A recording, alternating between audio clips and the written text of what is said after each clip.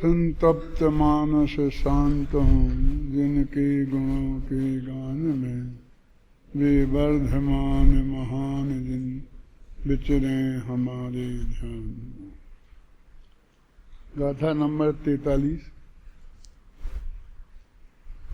कल 42 नंबर की गाथा चली थी।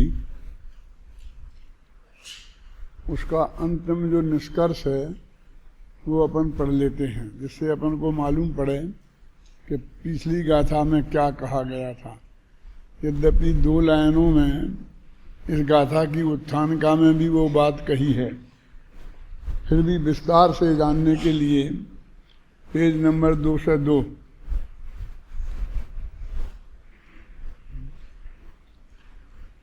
उक्त संपूर्ण विश्लेषण से एक ही बात स्पष्ट होती है कि ज्ञेयों को जानते समय जो उनमें ही अटक जाते हैं, उनमें एकत्व ममत्व स्थापित करते हैं, कर्तृत्व भोक्तृत्व स्थापित करते हैं, उनके लक्ष्य से अथवा उन्हें आधार बनाकर राग देश रूप परिणमित होते हैं, वे सभी ज्ञेयार्थ परिणमन स्वभाव वाले हैं। कहा ना, जो ज्ञेयों को जानते हुए ज्ञेयों में अटक जाते हैं। इतनी सी बात है, अटक जाते। लेकिन अटक जाते का अर्थ क्या? उनमें एकत्व ममत्व स्थापित करना, उनका कर्ता भोक्ता बनना, उनमें राग द्वेष करना, ये अटक जाने का अर्थ ये है। देखो जिसने लिखा ना, ज्ञेयों को जानते समय उनमें ही अटक जाते हैं, तो उनमें ही एकत्व मत।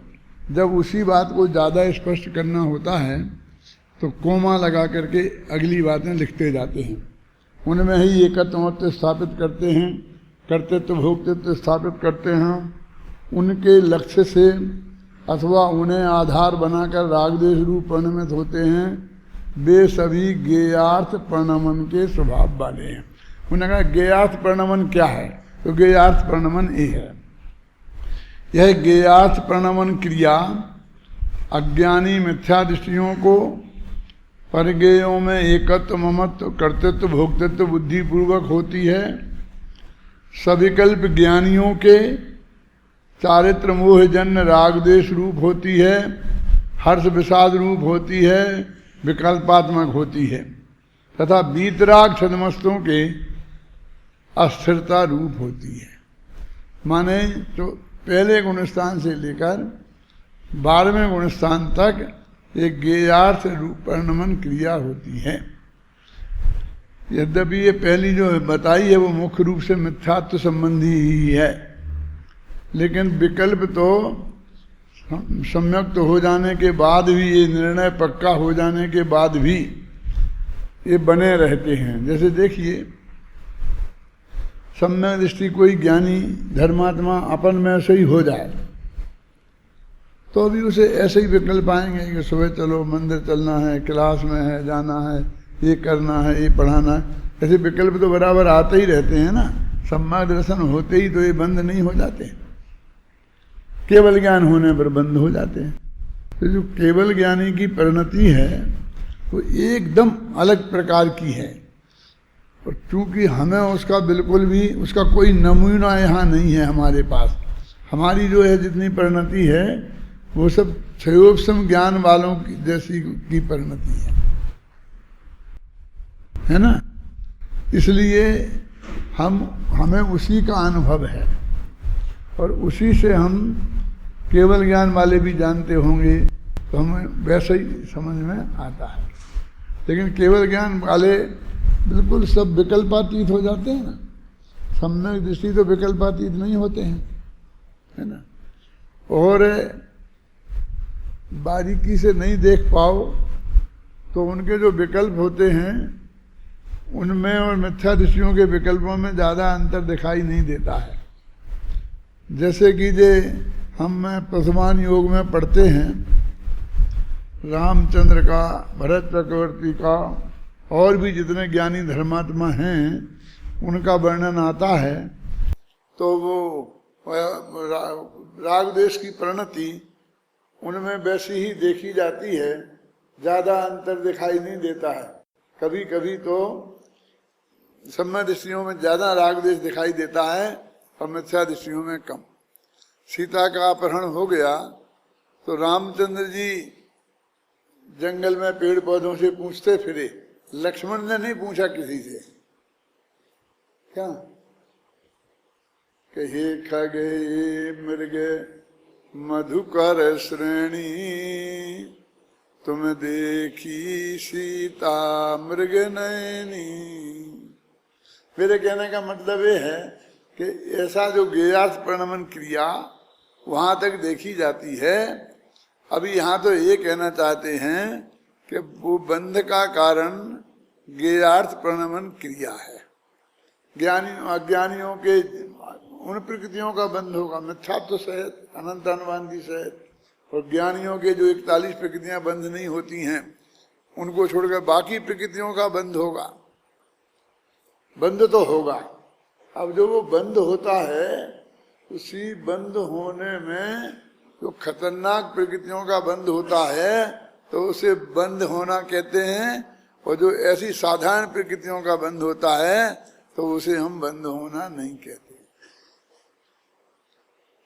इसमें एक दो बातें हैं जो बताने लायक है, मैं अभी बताऊंगा। देखो, यह गेयार्थ प्रणमन क्रिया अज्ञानी मिथ्या दृष्टियों को पर गेयों में एकत्व ममत्व और कर्तृत्व भोक्तृत्व बुद्धि पूर्वक होती है, और सविकल्प ज्ञानियों में चारित्र मोह जन्य राग देश रूप होती है। आप कौन से इसमें चारित्र मोह जन्य राग देश कौन से? प्रत्याख्यान अप्रत्याख्यान संजुलन कषाय से होने वाले, और हर्ष विषाद रूप विकल्पात्मक होती है, और बीतराग सन्मस्त 11वें 12वें गुणस्थान वाले, इनके अस्थिरता रूप हुई है।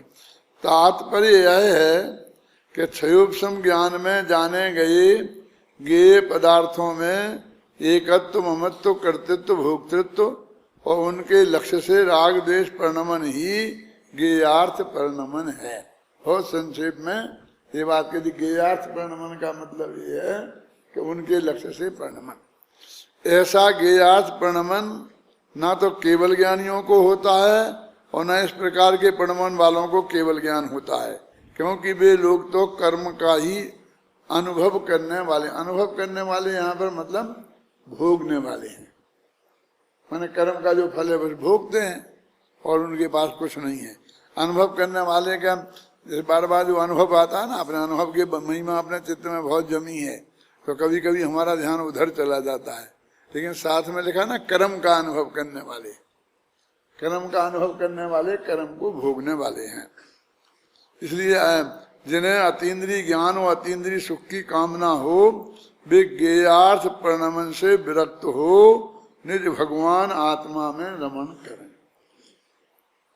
विगत गाथा में यह कहा गया है कि गेयार्थ प्रणमन क्रिया वालों को केवल ज्ञान नहीं होता, और केवल ज्ञानी के गेयार्थ प्रणमन क्रिया नहीं होती। अब इस 43वीं गाथा में यह बताया जा रहा है कि यदि ऐसा है तो फिर इस गेयार्थ प्रणमन और उसके फलरूप जो क्रिया का कारण क्या है, आखिर यह होती कैसे है। गेयार्थ प्रणमन क्रिया का कारण बताने वाली 43वीं गाथा मूलतः इस प्रकार है। अब वो कहते हैं कि यदि इसमें निष्कर्ष क्या रहा कि गेयार्थ प्रणमन रूप जो क्रिया है वो बंध का कारण है। बस खत्म, इतनी सी बात उन्हें कहना थी, जो इतने इतना विस्तार से सब बात कही। कल का पूरा व्याख्यान हुआ और आज की अभी तक बात हुई। अब गेयार्थ प्रणमन रूप क्रिया माने गेयों के लक्ष्य से जो भी एकत्व ममत्व और कर्तृत्व भोक्तृत्व और राग देश होते हैं। राग देश माने 25 कषाएं, राग देश माने चारित्र मोह जन्य है। यदि इनको छोड़ दो तो 25 नहीं होंगे तो 21 होंगे। और कर्तृत्व भोक्तृत्व माने मिथ्यात्व माने मोह राग देश होते हैं। सीधी सच्ची बात कहें, कैसे गेयार्थ प्रणमन रूप क्रिया रूप प्रवृत्ति होने से मोह राग देश होते हैं। अब कौन से मोह राग देश? मोह माने तो होता है दर्शन मोह, राग देश माने होता है चारित्र मोह। तो पहले से तो पहले गुणस्थान में होता है दर्शन मोह, और आगे के सब गुणस्थान में ऊपर जाकर के देखेंगे तो होता है चारित्र मोह। तो ये चारित्र मोह और दर्शन मोह के उदय में जो राग देश रूप प्रणमन होता है, मोह राग देश रूप प्रणमन होता है, वो बंध का कारण है। अभी इसमें एक बात आई थी,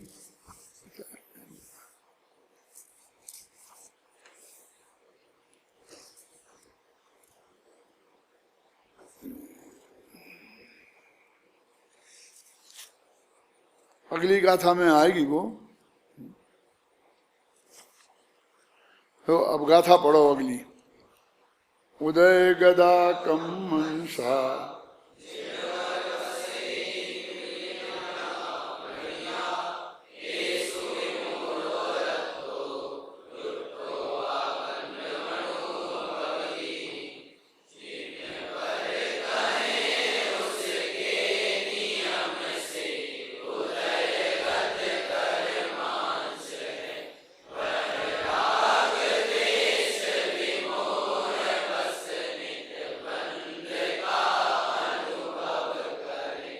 विमोह माने छात्र है वो, मोह भी कहते हैं, विमोह भी कहते हैं, छंदानुरोध से जहाँ जैसी आवश्यकता पड़ती है। अब कहते जिनेन्द्र भगवान कहते हैं कि उसके माने ज्ञेयार्थ प्रणमन रूप क्रिया वाले के नियम से कर्मों का उदय होता है और उससे राग देश मोह होते हैं और उनकी वजह से वो निरंतर बंध का अनुभव करता है, बंध को भोगता है। अभी इस गाथा का भाव आचार्य अमृतचंद तत्व प्रदीप का टीका में इस प्रकार करते हैं। संसारी जीवों के उदयगत पुद्गल कर्मांश नियम से होते ही हैं। ऐसा नहीं कि जिनके हों उनको बंद होता है, वे भोगते हैं, जिनके नहीं हों उनको नहीं होता। कहते संसारी जीवों के नियम से वो होते ही हैं और उन उदयगत पुद्गल कर्मांशों के होने पर यह जीव उनमें ही चेतते हुए, अनुभव करते हुए मोह राग देश रूप प्रणमित होने से ज्ञेयार्थ प्रणमन रूप क्रिया से युक्त होता है और इसी कारण क्रिया के फलभूत बंध का अनुभव करता है। इससे यह सुनिश्चित होता है कि मोह के उदय से ही क्रिया और क्रियाफल होता है, ज्ञान से नहीं। अब एक कमेंट्स है, आचार्य अमृतचंद तो यहाँ मात्र इतना ही कहते हैं कि ज्ञान बंध का कारण नहीं है और मोह राग देश ही बंध के कारण है, इतना ही कहते हैं। अब आचार्य जयसेन कहते हैं कि ज्ञान भी बंध का कारण नहीं है और अघातिया कर्मों के उदय से जो संयोग होते हैं नो कर्म, वे भी बंध के कारण नहीं है और कर्मोदय भी बंध का कारण नहीं है, कर्म के उदय से भी बंध का कारण नहीं है। अब तीन बातें हो गई। अमृतचंद ने तो अकेला उतना ही कहा था मोह राग द्वेष बंध के कारण है और ज्ञान बंध का कारण नहीं है। अब इनने ये तीन बातें कही। तीन बातों में क्या आ गया कि एक तो ज्ञान बंध का कारण नहीं है और अब दूसरी वो कहते हैं कर्म का उदय बंध का कारण नहीं है। क्यों नहीं है? क्योंकि कर्म के उदय में ऐसा कहते हैं मोह राग द्वेष होते हैं और वो बंध के कारण है ना। लेकिन कर्म के उदय में अकेले मोह राग द्वेष ही थोड़ी होते हैं, वो तो अकेले मिथ्यात्व और चारित्र मोह, दर्शन मोह, चारित्र मोह कर्म के उदय से होते हैं। वे तो बाकी के भी 7 कर्म है ना, और उनके उदय से भी तो कुछ होता है कि नहीं। तो जो होता है वो बंध का कारण। आप समझ आए ना। मैंने ज्ञानावरणी कर्म के उदय से, दशनावरणी कर्म के उदय से, वीरांतराय कर्म के उदय से, शरीर में कमजोरी है, शरीर में नहीं बना, वीरांतराय अंतराय कर्म के उदय से वीर में कमजोरी है तो उससे कोई बंध नहीं होता है। और अघातिया कर्म के उदय में जो संयोग मिलते हैं उन्हें नो कर्म कहते हैं, तो उनसे भी बंध नहीं होता। जो मैं कई दफे कहता रहा हूं इसी सभा में कि 7 कर्म तो बिना संतान के ही जाते हैं। अब नपुंसक हैं ये कहते रहे ना, उनके संतान नहीं होती, माने जो हमें वे बंध गए अच्छे बुरे जैसे भी, और वो उदय में आएंगे और उनके जैसा भी फल मिलेगा, संयोग जैसे मिल जाएंगे, बस खत्म, उनका खेल यहीं खत्म है। अब उन संयोगों में आप रमो और फिर नया राग द्वेष करो तो बंद होगा, लेकिन उनके मिलने से आपको बंध नहीं होता। ये बहुत साधारण बात नहीं है ये। इसका अर्थ मानो क्या हो गया, आपके पास जो ये परिग्रह है ना, जैसे हम वहां भयंकर पाप कहते हैं और बहुधंधी बहुत नरक गति जाएंगे और ऐसा सब बोलते हैं ना, वो कहते इससे बंध नहीं होता। दिलीप भाई समझ में आई ना? अभी जल्दी ज्यादा खुश मत हो जाना, समझना यहाँ क्या कहना चाहते हैं। वो कहते हैं कि ये संयोग अघातिया कर्म के उदय में हमें मिले हैं, तो यदि इनमें हम अपनापन नहीं करें, इनके लक्ष्य से हम राग द्वेष नहीं करें, तो ये भविष्य में हमारे लिए कर्म के बंध के कारण नहीं होंगे। स्त्री पुत्र बाल बच्चे 96,000 पत्नियां भरत चक्रवर्ती कोई बंध का कारण नहीं है। अब उदय से जो कुछ हुआ वो बंध का कारण नहीं है। अब इनमें हम राग द्वेष करें तो वे तो राग द्वेष बंध के कारण हुए ना, और वे हमने किए, और वे कर्म के उदय से नहीं किए, वे चारित्र मोहिनी और दर्शन मोहिनी कर्म के उदय से किए। अंतर समझ में आ रहा ना? इन 7 कर्मों के उदय से ये संयोग मिले और इनसे राग द्वेष हमने मिथ्यात्व और चारित्र मोहिनी कर्म के उदय से किए। हमें कहने का अंतकाल में आई ना, तो ये वे 7 कर्मों का उदय निरर्थक है, आगे संसार की वृद्धि का कारण नहीं है। और ये जो दर्शन मोह चारित्र मोह के उदय से हम मोह राग द्वेष करेंगे, ये बंध का कारण है। तो जब जब वे कहते हैं कि कर्म के उदय से मोह राग द्वेष होते हैं, मोह राग द्वेष से कर्म बंध होता है, तो इससे वो लगा हुआ है, चक्कर खड़ा हो गया है। लेकिन इसमें चक्कर कहाँ, 7 कर्म में तो वहां खत्म हो रहा ना मामला, एक ही का चक्कर चालू है। अब और वो कहते हैं कि वो सब चीजें मिली तो उनके मिलने से आप उन्हें अपना मानने के लिए बाध्य नहीं है, उनके कर्ता भोक्ता बनने के लिए बाध्य नहीं है, समझे ना? वो कर्म का काम तो वहीं खत्म हो गया कि आपको उपलब्ध हो गया, खत्म। अब उसमें आप राग द्वेष करें तो दुख भी, तब दुख भी नहीं होता उनके मिलने से।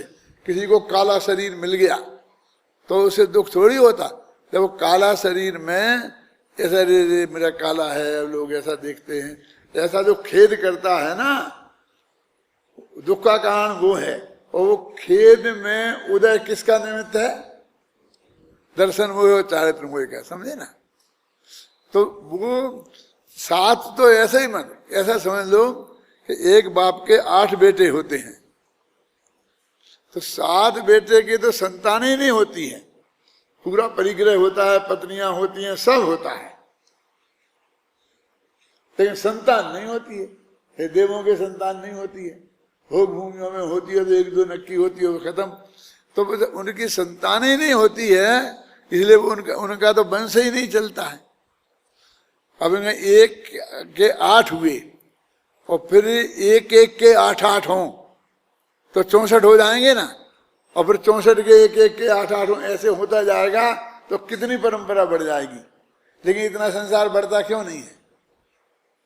हमारा परिवार हमारे बाप दादों में आकर के फिर वो क्यों सिमट जाता है? क्योंकि उनमें ऐसा ही होता रहता है कि इतना 5 बच्चे हो गए, एक दो के ही आगे बढ़ते हैं, बाकी 2-3 का खत्म हो जाता है, फिर आगे अगली पीढ़ी में इसका खत्म हो जाता है, उसका खत्म हो जाता है। और टोटमल जी जैसे विद्वानों की अभी कोई नहीं दिखते हमको उत्तराधिकारी। उनके तो बेटे थे, बेटियां थी, कुमानी राम जी, हरिश्चंद्र जी 2 बेटे थे, एक बेटी थी, लेकिन उनके अभी नहीं दिखते हैं, फिर खत्म। तो मेरे कहने का मतलब ये है कि इतना वो होने पर भी आगे की परंपरा, ऐसा एक एक आदमी को पकड़ो आप, अपने जो पहचान वाले हैं, तो उनमें देखेंगे कि 100 में से 80 की परंपरा खत्म हो गई। क्या क्या समझे? 80 की परंपरा खत्म हो गई और ये 20 की जो चल रही उसमें ही इतनी संख्या बढ़ रही है। अभी यहाँ 3 चीजें थी ना, कौन कौन सी ज्ञेयार्थ प्रणमन में? एक तो केवल ज्ञान जो बंध का कारण नहीं है, दूसरा कर्म के उदय, 7 कर्मों का उदय वो बंध का कारण नहीं है, और तीसरे अघातिया कर्मों के उदय से होने वाले जो संयोग माने 9 कर्म, तो कर्म बंध के कारण कर्म का उदय और कर्म 9 कर्म बंध के कारण नहीं है। ऐसा जैसे ना चाहे ने इसमें से अर्थ निकाला। उनने तो इतना ही कहा कि केवल ज्ञान बंध का कारण, ज्ञान बंध का कारण नहीं है। तो अकेला ज्ञान कह दिया ना, तो वहां भी उनका अर्थ केवल ज्ञान सही है, क्योंकि केवल ज्ञान के ही नहीं होता है बंध, नीचे वाले के तो उनके राग होता ना नियम से, इसलिए उनके बंध होता है। तो वे गाथा कहीं ना उसके नियम से जघन्य परिणमन होता है, इसलिए बंद होता है। वे गाथाएं याद आई क्या? नहीं कुछ। अब समझो, तो फिर पढ़ता हूं तो आपको अंदाज ख्याल में आएगा। आचार्य अमरचंद्र तो यहाँ मात्र इतना ही कहते हैं कि ज्ञान बंध का कारण नहीं है, मोह राग देश ही बंध के कारण है। किंतु आचार्य जयसेन तात्पर्य वृत्ति में कहते हैं कि न ज्ञान बंध का कारण है और न कर्मोदय बंध का कारण है। बंध का कारण तो मोह राग देश भाव ही है। यहाँ एक चीज जुड़ गई, कर्मोदय, है ना।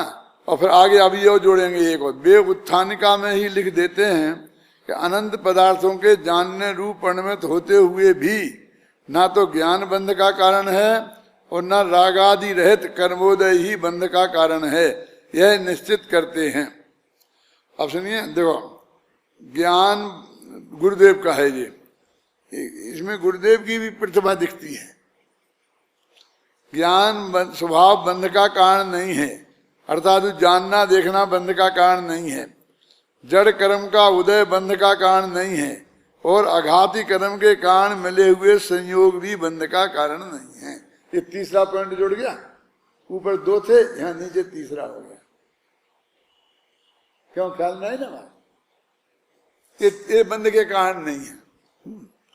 अपितु ज्ञाता दृष्टा स्वभाव को भूलकर जो कर्म के उदय अनुसार जुड़ान करके इष्ट अनिष्ट की कल्पना करता है, वह मोह राग देश को अनुभवता है, वह बंध का कारण है। अब ये मोहिनी कर्म, दर्शन मोहिनी और चाहत मोहिनी कर्म का उदय बंध का कारण है। इतनी सी बात है।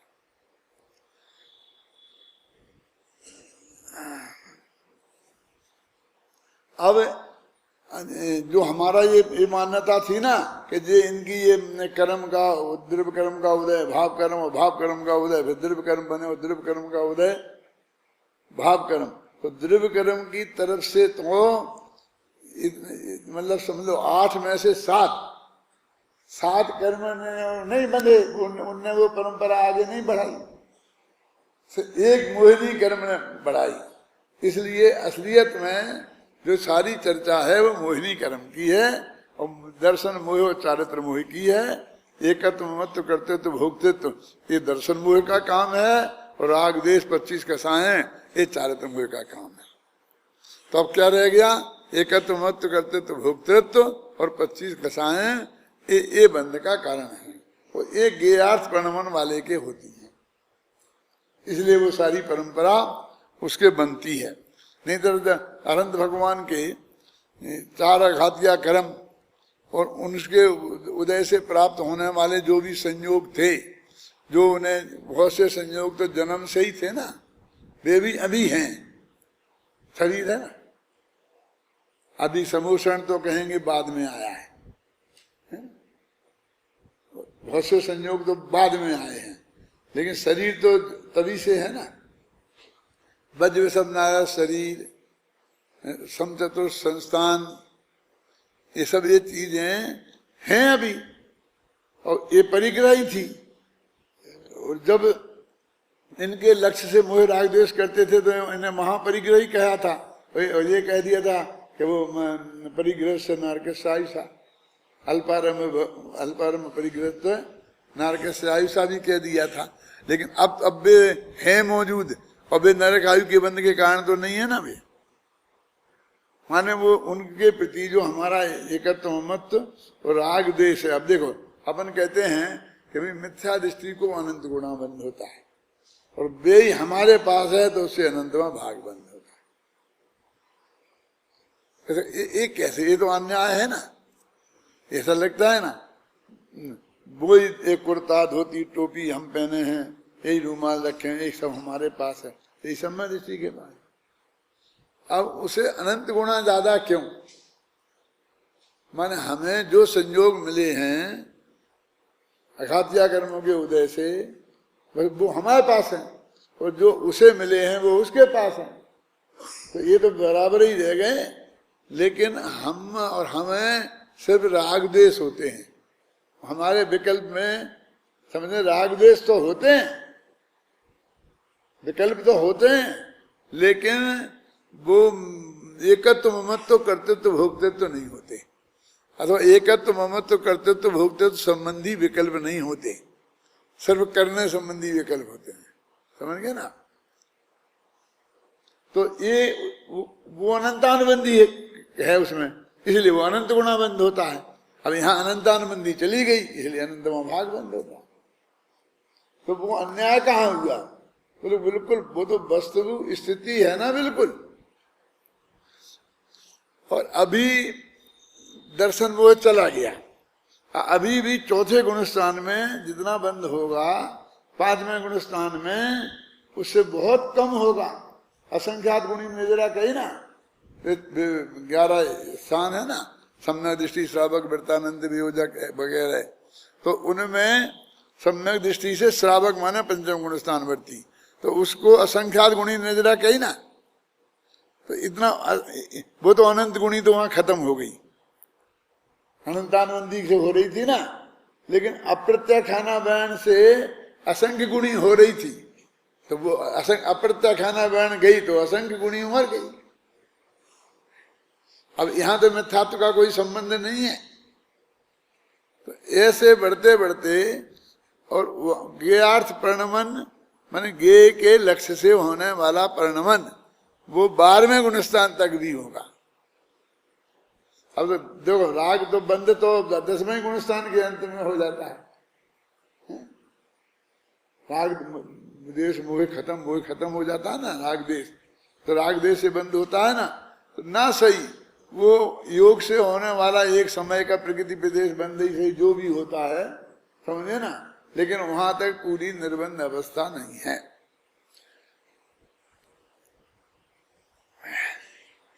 तो एक अपना आपने देखा, एक स्वामी जी ने यदि जयसेनाचार्य का अध्ययन नहीं किया होता ये प्रवचन करने के समय, तो ये बात नहीं ला सकते। इसका मतलब ये है कि भले ही अमृतचंद की टीका ही सामने रखते थे, लेकिन घर पे जयसेनाचार्य का भी वो गाथा को देखते थे।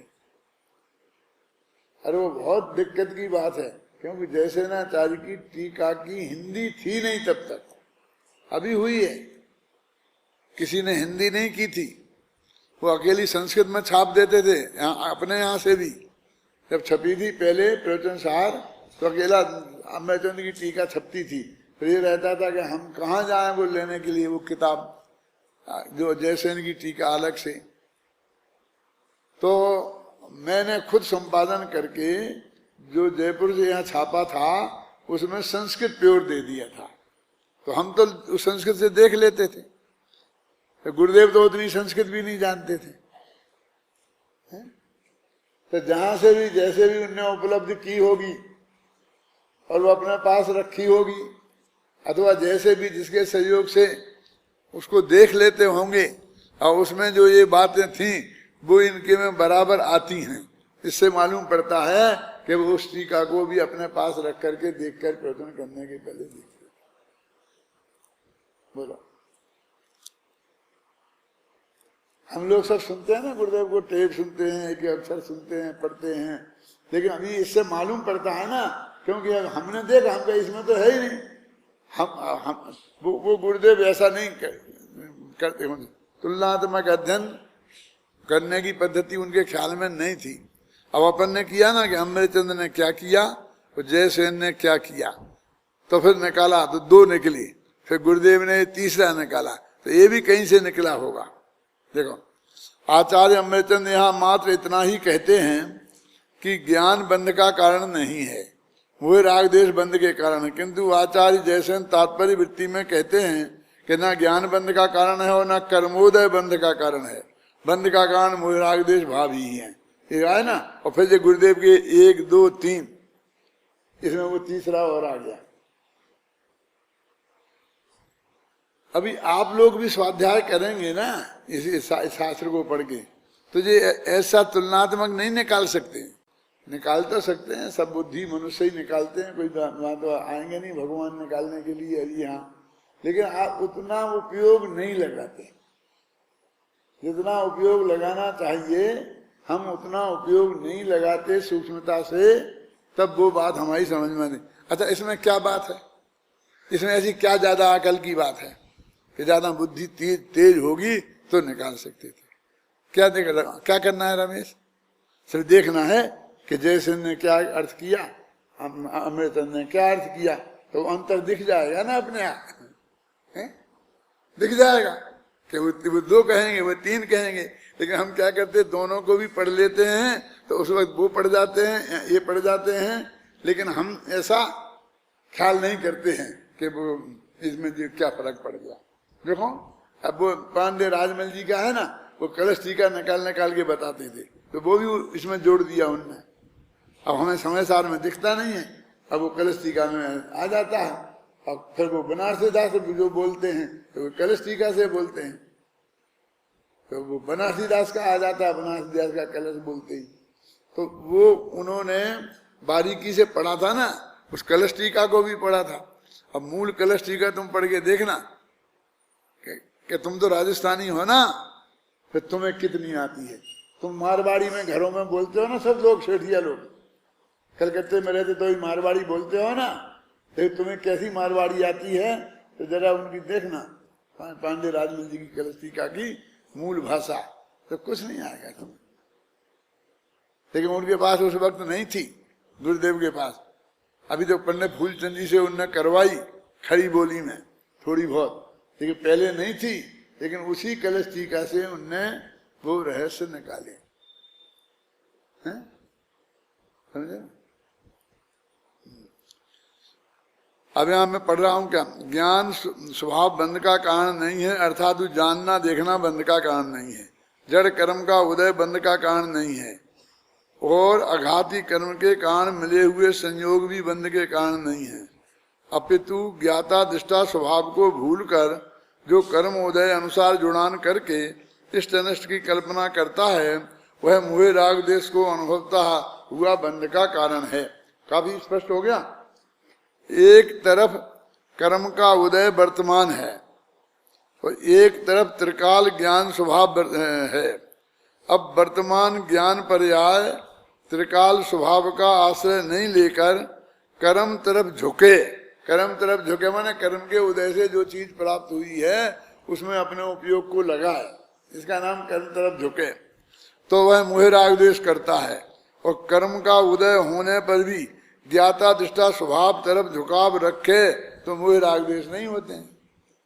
तो मतलब एक रास्ता खुला हुआ है। वो कहते हैं कि क्या करें, जब वो अभी दर्शन मोह का और चात्र मोह का उदय होगा तब हमें तो करना ही पड़ेगा ना राग द्वेष मोह। कहते ऐसा नहीं है, संयोग तो मिल गए आघातिया कर्मों से। अभी एक कर्म के उदय हो और उस वक्त उपयोग उनकी तरफ झुके, चाहे तो नहीं भी झुके, मतलब ऐसा एक अवसर है। मानो मुक्ति व नरक का रास्ता आत्मा के पास है। देखा ना, इन्हें दो भेद किए ना, स्वभाव का आश्रय नहीं लेकर कर्म तरफ झुके तब मोह राग द्वेष करता है, और कर्म का उदय होने पर भी ज्ञाता दृष्टा स्वभाव तरफ झुकाव रखे तो मोह राग द्वेष नहीं होते हैं। उसमें तारतम्य है, कभी कम होते हैं, नहीं होते हैं, मंद होते हैं, आप समझ गए ना। ऐसे देखो यहाँ द्रव्य कर्म का उदय आवे तो भाव कर्म होगा ही, इस बात से इंकार करते हैं ये गुरुदेव का है ये सब। झुकना ही पड़ेगा, नहीं ये बात नहीं है। देखो इससे इंकार करते हैं, क्योंकि जड़ द्रव्य कर्म का उदय संसारी को सदा ही है। संसारी जीव के ऐसा कौन सा काल है जब जड़ कर्म का उदय नहीं है। यदि हमारे को झुकना अनिवार्य हो तो फिर सदा मोक्ष का मार्ग कभी शुरू होगा ही नहीं। किंतु उस समय ज्ञान पर्याय ज्ञाता स्वभाव में जुड़ान करे तो कर्म खिर जाते हैं। ये रास्ता खुला हुआ है। स्वरूप की सावधानी धर्म है और ज्ञेय की सावधानी अधर्म। क्या लिखा? क्या स्वरूप की सावधानी धर्म है और ज्ञेय की सावधानी अधर्म है। अभी ज्ञेय की सावधानी अधर्म है कहा ना, अभी अपन बस ज्ञेयों से घृणा करने लगेंगे।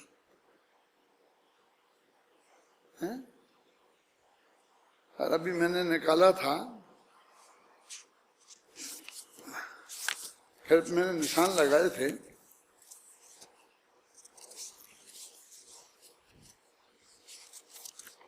ये तो किताब दूसरी है, इसमें कहाँ करेंगे। आगे की गाथाओं में बहुत स्पष्ट लिखा है कि किस तरह से स्व और पर को एक साथ जानता है। एक साथ जानने की सिद्धि बहुत दृढ़ता से इसमें की है। वो जिसमें मैंने निशान लगाए थे वो तो किताब घर पे रखी है भाई। नहीं लाने की जरूरत नहीं है, काय को ला रहा।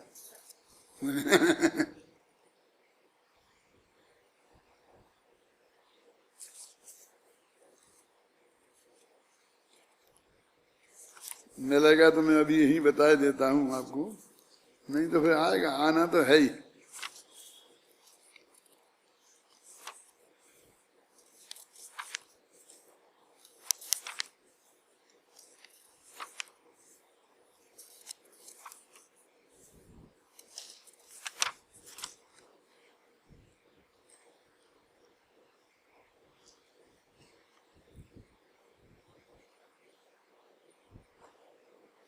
देखो पेज नंबर 235 निकालो।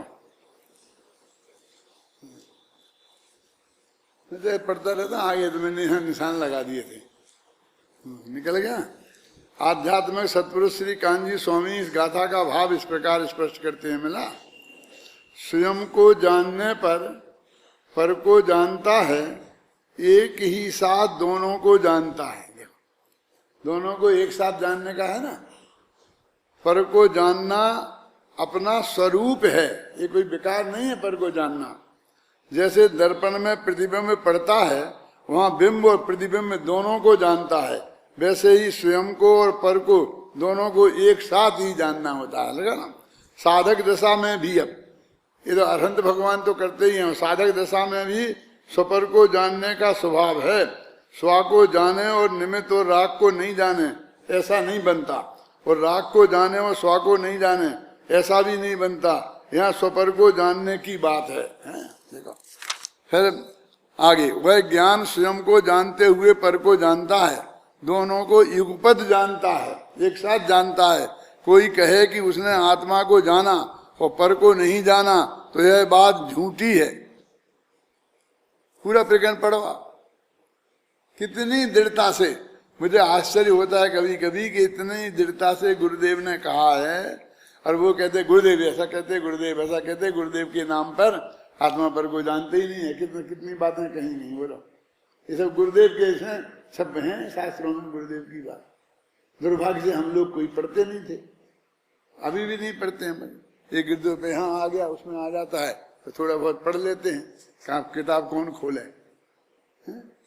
ऐसे पढ़ने से कुछ नहीं आएगा मरण समझ में। घबराना नहीं। मैं क्या कहना चाहता हूँ, हमने सोनगढ़ में परमागम मंदिर बनाया और समय साहब प्रजन साहब परमागम सब छपा दिया। फिर गांव में जिन लोगों ने परमागम मंदिर बनाए और उसमें भी समय सार वगैरह लिखवा दिए। थोड़े कम लिखवाए होंगे, ज्यादा लिखवाए होंगे, है ना। किसी ने बहन जी के बचना में लिखा दिए, किसी ने मोक्ष मार्ग प्रकाशक के सूत्र लिखा दिए, किसी ने कुछ लिखा दिए। क्यों? मैंने वहां भी सोनगढ़ में उस वक्त भी कहा था और आज फिर कहता हूं कि ये कोई आदमी आकर इनका स्वाध्याय करेगा, पढ़ेगा 2-4 गाथाएं। आत्मख्याति टीका उन्होंने वैसी की वैसी लिखवा दी, खुदवा दी उसमें, है ना। वो कल लड़का बोल रहा था ना, अटक अटक के रट लेगा तो क्या होगा, रट्टू तोता बन जाएगा। और जितनी शक्ति खर्च होगी ना उसमें रटने में, उतना काल असली स्वाध्याय का निकल जाएगा। इन 5 साल में वो अभी समय मिलता है तो मुफ्त में चला जाएगा, कुछ असली बात हाथ नहीं लगेगी।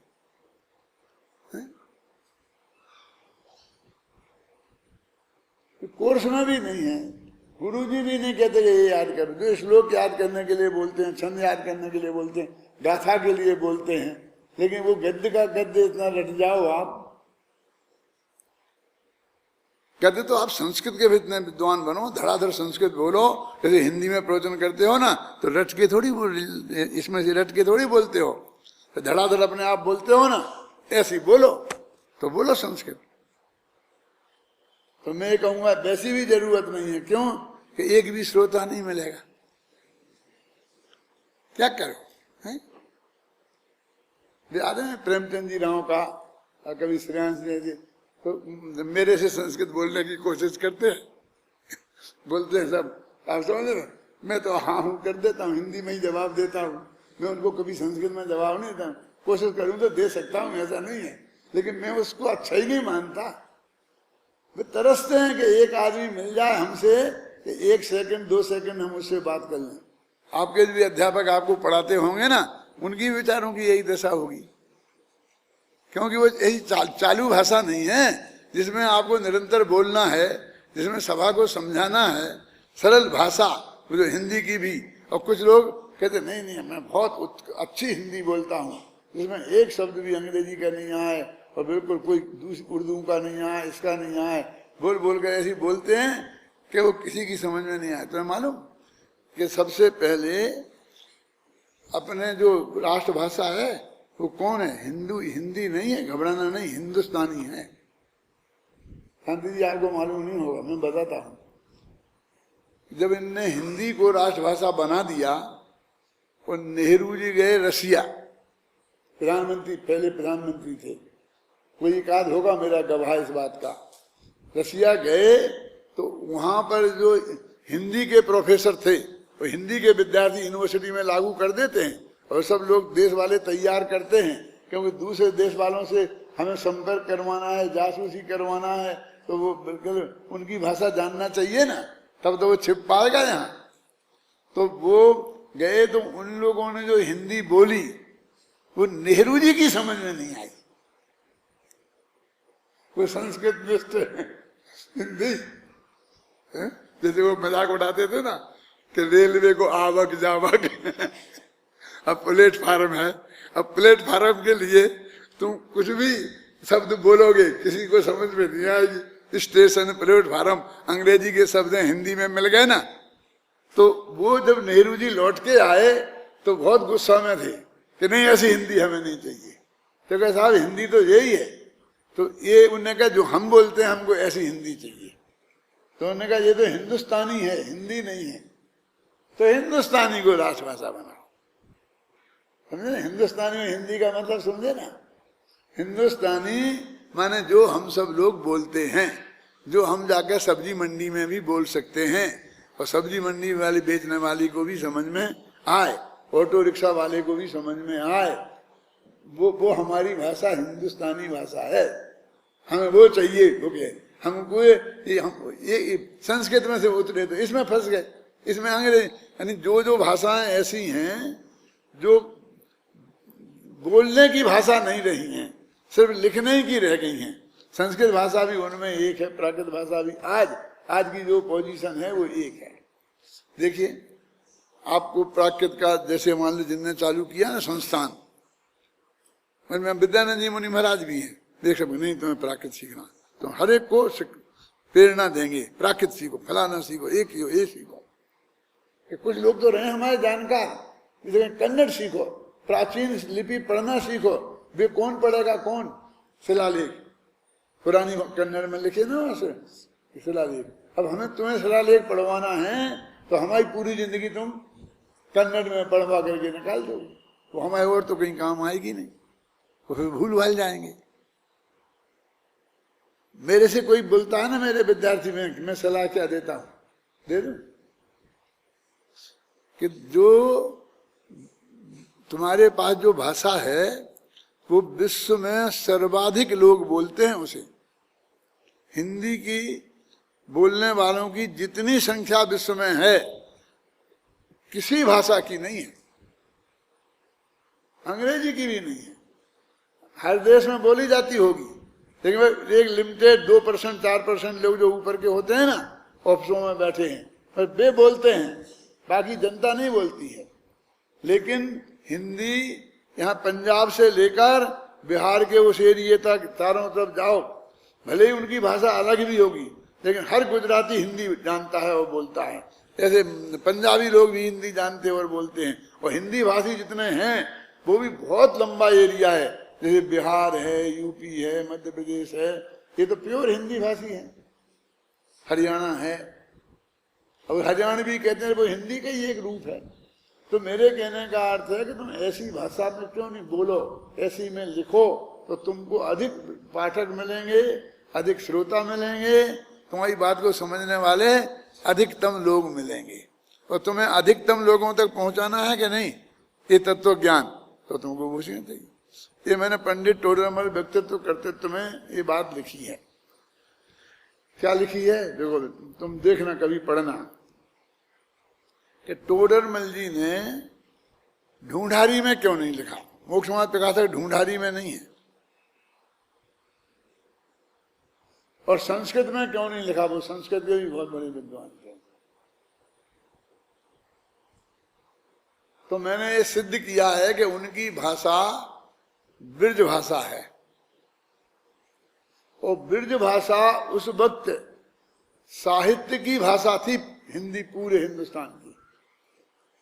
आज देखो शांति जी, जितनी भी अपने पूजने हैं ना जी, जो अपन जिनको तो रिजेक्ट कर दे दिया और नई नई बनाई हैं और ये किया है, वे सारे पूजने महाराष्ट्र में भी वही पूजन की जाती है।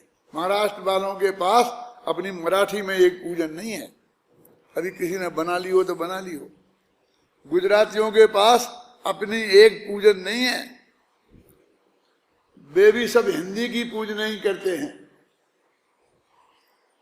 पंजाबी वाले, हरियाणा वाले, जितने भी लोग हैं यहाँ वहाँ आस पास वहाँ, समझे, भोजपुरी वाले, ये सब हिंदी की पूजने करते हैं। आप समझ लो आपकी हिंदी की पकड़ कितनी मजबूत है, उन पूजनों की पकड़ कितनी मजबूत है। तो एक आदमी इतने विद्वान हुए आपके मराठा में, लेकिन किसी ने एक पूजा नहीं बनाई, बना नहीं पाई, ऐसा भी हम समझ सकते हैं। एक किसी को पता नहीं चलता, स्टडी करे तो पता चलता है कि यहाँ ये क्यों बोली जा रही। हम जाए श्रवण गोला में, तो श्रवण गोला वाले भी यही पूजा कर रहे हैं। एक पूजा बाहुबली की जरूर ने बना ली है। तो जब हम मुरैना विद्यालय में पढ़ते थे तो वहां से आते थे लोग कर्नाटक के, तो उनसे मक्खनलाल जी कहते थे कि तुम वो बाहुबली की पूजन बोलो, तो वे वो कन्नड़ में बोलते थे, तो उनसे भरत चक्रवर्ती वगैरह पढ़ते थे, तो हम सुनते थे पूजने, लेकिन नहीं है, किसी के पास पूजने नहीं है। तो इसलिए ये भाषा, अब देखो पूज्य गुरुदेव श्री ने ये सब पढ़ना, तो इसमें कितना आप ध्यान से पढ़ो यदि सुपर प्रकाशक का, तो मैं कहना 1000 जगह में बता सकता हूं।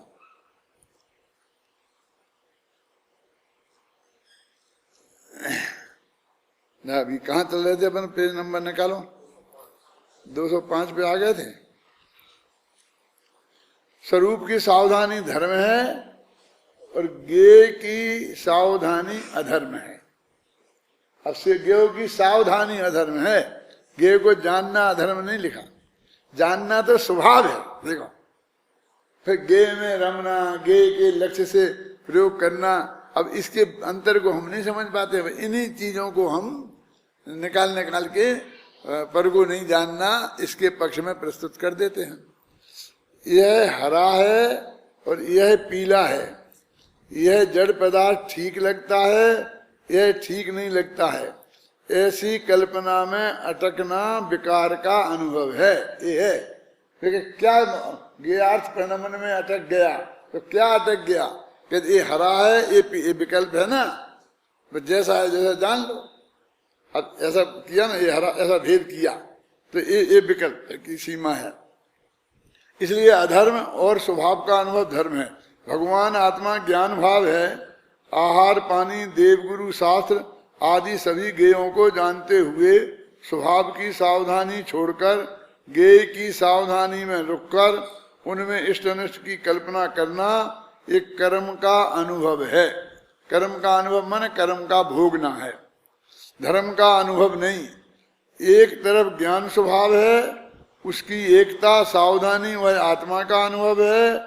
और जब एक तरफ ज्ञान स्वभाव है और उसकी एकता और सावधानी वह आत्मा का अनुभव है। इसमें आत्मा के अनुभव में ऐसा उपयोग कौन न ले जाओ, ये कहाँ?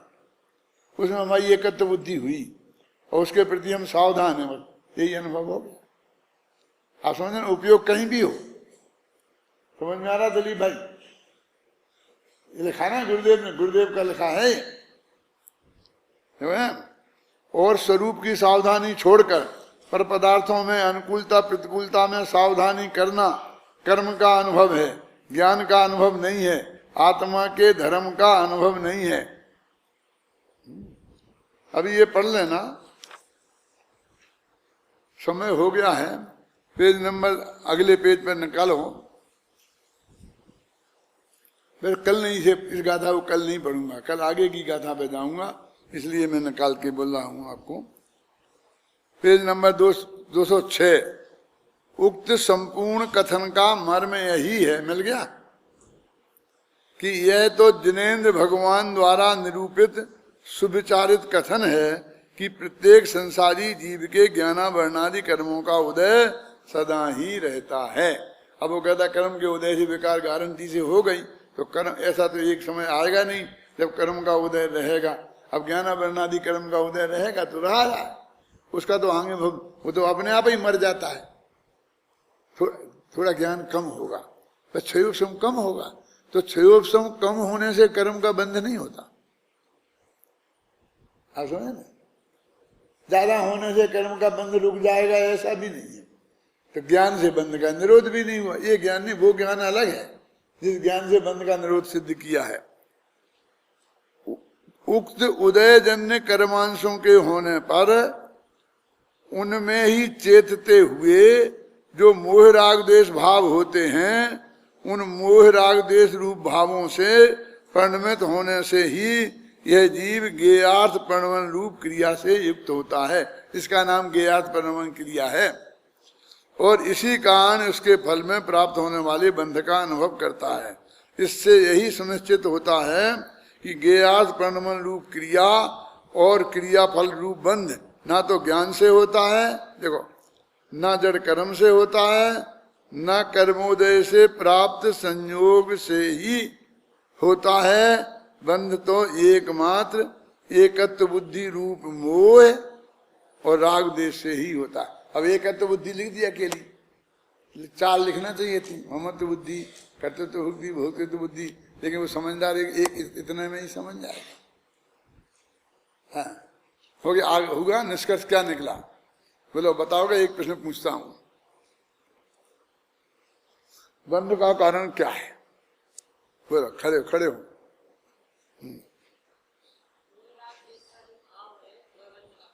और क्या नहीं है?